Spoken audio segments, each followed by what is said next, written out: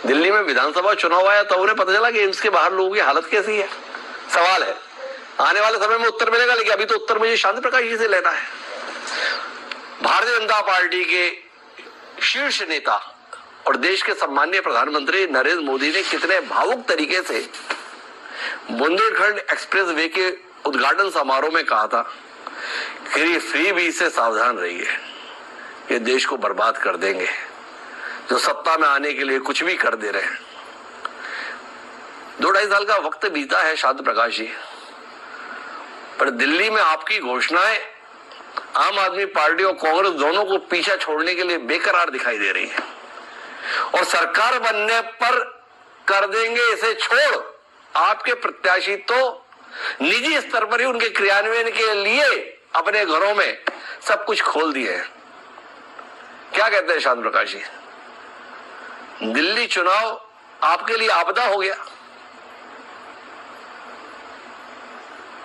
देखिए, जिस तरीके से जो फ्री बीज की जो योजना है और सही मायने में आम आदमी पार्टी ने जो स्टैब्लिश की है, जाहिर सी बात है उसके आधार पर ही हमने लोकसभा के चुनाव में देखा कि इन्होंने तमाम घोषणा खटाखट की घोषणा की और दिल्ली की क्या बंद की, पूरे देश की जनता के ऊपर उसका एक प्रभाव पड़ा।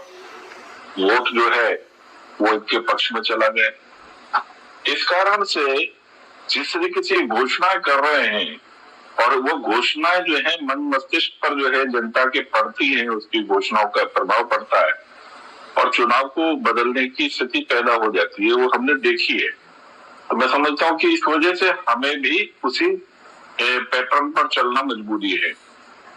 हम देश में 80 करोड़ लोगों को फ्री राशन दे रहे हैं, 4.5 करोड़ लोगों को हमने मकान दिए, हमने 14 करोड़ लोगों को हमने शौचालय बना करके दिए। ये योजनाएं जो हैं ये हमारी अपनी सरकार की जिम्मेवारी थी, इस तरह से दी। आज जिस तरीके से अरविंद केजरीवाल जी 200 यूनिट बिजली दिल्ली की जनता को दे रहे हैं, मगर साथ ही साथ जो व्यापारिक जो वर्ग है, कमर्शियल बिजली, वहां पर आपने उसकी यूनिट जो बढ़ा रखी है, 18,000 रुपए तक का उनका जो है ना किराया जा रहा है मीटर का, 3 गुना बिजली उनकी महंगी है। तो आप यहाँ से ले रहे हैं और वहां दे रहे हैं।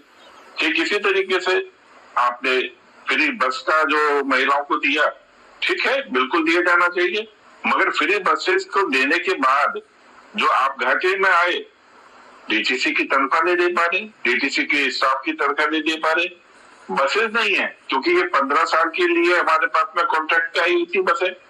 आज वो बसों के कॉन्ट्रैक्ट खत्म होने की स्थिति आ रही है, साल भर के अंदर वो खत्म हो जाएंगे।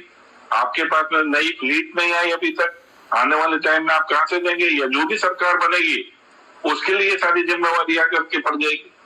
तो कहीं ना कहीं आपने, ठीक है, कलेक्शन बढ़ाया, आपका 78,000 करोड़ रुपए का बजट पहुंचा, मगर आपने दिल्ली के डेवलपमेंट के लिए उस पैसे को यूटिलाइज नहीं किया।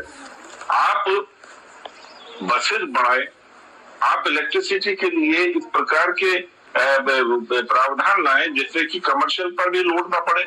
आप बिजली का पानी नहीं दे पाए। 10% दिल्ली की जनता पाइप डाल करके जो है ना टैंकर माफियाओं से पानी लेने के लिए भाग रही है, पाइप लेकर के। तो ये आपने दिल्ली को दिया। मैं भी जाऊंगा शांत प्रकाश जी, अभी मेरा जो सवाल था ना उसके उत्तर में आपने जो दलील दी उस पर सवाल खड़ा होता है। आपने कहा कि हमने ऐसा कहा था कि ये योजनाएं ठीक नहीं है। आपने इतना ही नहीं कहा था, आपके सर्वोच्च नेता ने ये कहा था कि इस प्रकार की योजनाएं, इस प्रकार की घोषणाएं देश को बर्बाद कर देंगी, इसलिए ऐसे लोगों से सावधान रहने की जरूरत है। अब आपने दलील ये दी कि इसका जनता के मन मस्तिष्क पर असर पड़ रहा है और इसलिए हम भी ये करने के लिए बाध्य हो गए। अभी तक भाजपा के संदर्भ में यह दावा किया जाता था कि बाकी जो दल है वो देश की कीमत पर अपने हित देखते हैं, पर भाजपा ऐसी है जिसमें राष्ट्र प्रथम होता है। तो क्या अब आप भी देश की बर्बादी में बराबरी से शामिल होने के लिए तैयार हो गए? क्योंकि आपने तो कहा था जो लोग ऐसा कर रहे हैं वो देश को बर्बाद करने जा रहे हैं। तो देश को बर्बाद करने वालों में भारतीय जनता पार्टी भी शामिल हो चुकी है। शांत प्रकाश जी ये स्वीकार कर रहे हैं? देखिए, जिस तरीके से ये घोषणाएं ये लोग कर रहे हैं, उस पैटर्न पे चलना हमारी मजबूरी है, क्योंकि मालूम है कि अगर ये इन योजनाओं को लेकर के हम इतर बने रहेंगे तो ये जनता जो है वो उसी पक्ष को वोट देगी जो इस वक्त में दिल्ली को और तमाम प्रदेशों को बर्बाद करने पे लगे हुए हैं। उनके बीच में जाने के लिए हमें इस योजना का सहारा लेना है और इन योजनाओं को कंटिन्यू करना है और इसमें कहीं ना कहीं एक प्रकार की व्यवस्थाएं जोड़ने की आवश्यकता है जिससे ये योजनाएं भी कंटिन्यू रहें और जनता को उसका लाभ मिले और देश को, प्रदेश को भी उसका नुकसान ना हो, खामियाजा ना हो। मैं आपकी बात से थोड़ा अचरज में हूं। भारतीय जनता पार्टी के शीर्ष नेता दिल्ली के चुनाव में ये कह रहे हैं कि हमें सत्ता में लाओ, भरोसा रखो, लोक कल्याणकारी योजनाएं बंद नहीं की जाएंगी। आपसे जानना ये चाहता हूं कि जिन योजनाओं को आप स्वयं लोक कल्याणकारी बता रहे हैं वो देश की बर्बादी का विषय कैसे हो जाती है? देश हाँ, देखिए, अगर आप सिर्फ फ्री नीति की योजनाएं चलाते रहेंगे और उसके लिए राजस्व नहीं इकट्ठा करेंगे, राजस्व पर ध्यान नहीं देंगे, डेवलपमेंट पर ध्यान नहीं देंगे, तो स्वाभाविक बात है वो फ्री नीति जो है वो हमारे लिए मुश्किलात पैदा करेगी। अभी हमने महाराष्ट्र में शुरू की, 2100 रुपए हम वहां पर योजना का लाभ दे रहे हैं वहां की जो जनता को, मगर आम आदमी पार्टी ने वायदा किया वो नहीं दे रही। पंजाब में इन्होंने 3 साल हो गए जो घोषणा की वो अभी तक 1 रुपया नहीं दिया। तो जाहिर सी बात है क्योंकि उनके पास में रेवेन्यू कलेक्शन करने का और तमाम तरीके से पैसा। शांत प्रकाश जी, मामला थोड़ा जटिल है भाई। अभी दिल्ली में रहते हैं आप, जितनी भी जगह पे राज कर रहे हैं और जो भी आप घोषणाएं करके क्रियान्वित कर रहे हैं वो सब कर्ज के भरोसे है। वो सारे आपके द्वारा शासित राज्य घाटे के बजट के साथ संचालित हो रहे हैं और विक्रमजीत पासी जी जो अपने कंधे ऊंचे करके अकड़ के साथ बात कर रहे हैं वो ये बताते हुए कर रहे हैं कि हम जहां पर राज कर रहे हैं वो इतना सब कुछ करने के बावजूद भी 3000 करोड़ सरप्लस के बजट के साथ है। देखिए, जिस तरीके से पासी जी ने बात कही है ये इनकी पीठ थपथपाने का विषय नहीं है। आज रैपिड रेल जो है दिल्ली का पोर्शन वो लंबित है, वो कंप्लीट नहीं, वो पैसा न होने के अभाव में वो कंप्लीट नहीं हो पा रहा है। आप ये देखिए उत्तर प्रदेश का सारा पोर्शन रैपिड रेल का जो है कंप्लीट हो चुका है, वहां पर रेल चल रही है, मगर दिल्ली का पोर्शन पैसा ना दिए जाने के कारण से लंबित है। ये विकास है। इस प्रकार के से अगर आपने कुछ पैसा बचा रखा है, अरे आप सारा पैसा एडवर्टाइजमेंट में खर्च कर रहे हैं, दूसरी मदों में खर्च कर रहे हैं, मगर डेवलपमेंट में नहीं खर्च कर रहे। ये किस बात पर पीठ थपथपा रहे हैं?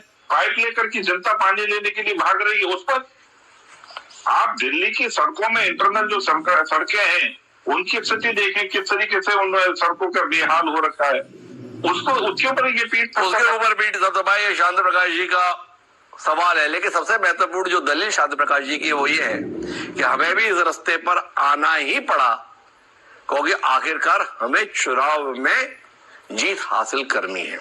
मुझे आना है और इस पर निर्णायक टिप्पणी के लिए राजकुमार सिंह जी के पास। लेकिन महिमा और दिल्ली विधानसभा के संदर्भ में अरविंद केजरीवाल की साख कहीं ज्यादा है, ऐसे आकलन के साथ आपका इत्तेफाक है या आपका मानना है हमने बहुत कोशिश की है उस साख को तहस नहस करने की, काम बन जाएगा आपका? देखिए, अरविंद केजरीवाल जी जिस तरीके से भ्रष्टाचार में आकंठ लिप्त हैं, चाहे वो शीश महल का मामला हो, चाहे शराब घोटाले का मामला हो, शराब घोटाले पर सुप्रीम कोर्ट ने ही इनकी जो साख पर डेंट लगाया हुआ है, इनसे मुख्यमंत्री का पद छीन दिया गया है। तो ये सब चीजें दिखाई दे रही है दिल्ली की जनता को। ठीक इसी तरीके से मनीष सिसोदिया जी, उनको इस चीज का एहसास हो गया कि पटपड़गंज से मैं हार जाऊंगा, तो ये वो अपना क्षेत्र छोड़ करके भाग गए दूसरी जगह। तो इनको एहसास है अच्छी तरीके से कि हमारी साख बहुत बुरी तरह बिगड़ चुकी है, हम हार रहे हैं और दिल्ली की जनता ने इस चीज का बोध इनको करा दिया है। अच्छा शांत प्रकाश जी, आपने बड़ी महत्वपूर्ण बात कही कि देखो मनीष सिसोदिया को एहसास हो गया कि मैं हार रहा हूं, इसलिए उन्होंने अपनी सीट बदल ली। आपने तो दिल्ली सरकार का पूरा कानून ही बदल दिया। तो इस आधार पर ना माने कि आपको अपनी हार का बोध पहले ही हो रखा है, इसीलिए आपने दिल्ली सरकार को अधिकार विहीन करने के संदर्भ में जितना कुछ हो सकता है पहले ही कर दिया। क्या कहते हैं आप? आपके सिद्धांत पे सवाल है। क्या क्या क्या बदला दिल्ली का? भाई दिल्ली के संदर्भ में आपने चुनी हुई सरकार को लगभग निस्तेज कर दिया। सारे अधिकार तो आपने उपराज्यपाल के पास पहुंचा दिए हैं अपने संशोधन के माध्यम से दिल्ली सरकार अधिनियम के संदर्भ में। दिल्ली यूनियन टेरिटरी है और स्वाभाविक बात है कि जो व्यक्ति अपनी जो वैल्यूज है उसका सदुपयोग नहीं कर पा रहा, अपनी पावर का दुरुपयोग कर रहा है, तो ऐसे में जो संरक्षण जो है वो उपराज्यपाल के पास ही है, तो वो उनको अपने हाथ में लेना ही पड़ेगा। इन्होंने जो हालात पैदा कर दिए पिछले 11 वर्ष में, तो उसको अपने कंट्रोल में लेना जरूरी है। तो इनकी निरंकुशता के कारण से इनसे तो मेरे शांत प्रकाश जी यही तो सवाल है ना आपसे, मैं आपकी बात से सहमत हूँ, मैं आपत्ति क्या कर रहा हूँ। भाई दिल्ली के संदर्भ में जो अधिनियम बना था और जिसके तहत दिल्ली तकरीबन 25-30 सालों तक संचालित हो गई, उसको आपने अचानक बदल दिया। तो क्या माने शांत प्रकाश जी कि भारतीय जनता पार्टी का राष्ट्रीय नेतृत्व तो ये महसूस कर रहा था कि जनता के स्तर पर दिल्ली में सरकार बनाने की हैसियत में हम लोग नहीं है, तो बेहतर है कि इस दिल्ली सरकार को ही नखदंत विहीन कर दिया जाए। तो माने कि आपके लिए दिल्ली चुनाव में बहुत उम्मीद है नहीं, क्योंकि आपने तो ये कानून बदल दिया है। देखिए 2020 में अरविंद केजरीवाल उनके समय में जिस तरीके से दंगे हुए और इनके पार्षद ताहिर हुसैन के द्वारा दिल्ली में, पूर्वी दिल्ली में जो दंगे कराए गए, 50 से ज्यादा लोग मारे गए, आपने देखे ना, इनके कारण से ही।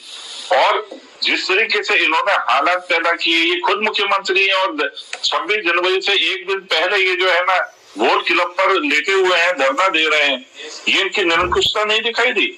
इस कारण से इनके ऊपर जो है अंकुश लगाने के लिए सब बहुत सी चीजों के ऊपर जो है केंद्र सरकार को निर्णय लेने पड़े, उपराज्यपाल जो है उनको निर्णय लेने पड़े, इसलिए इनको अंकुश में रखने की आवश्यकता। और जिस तरीके से ये पैसा जी, वो कितनी पुराने किस्से, वो कितनी पुरानी कहानियां, और संशोधन तो अभी की बात है।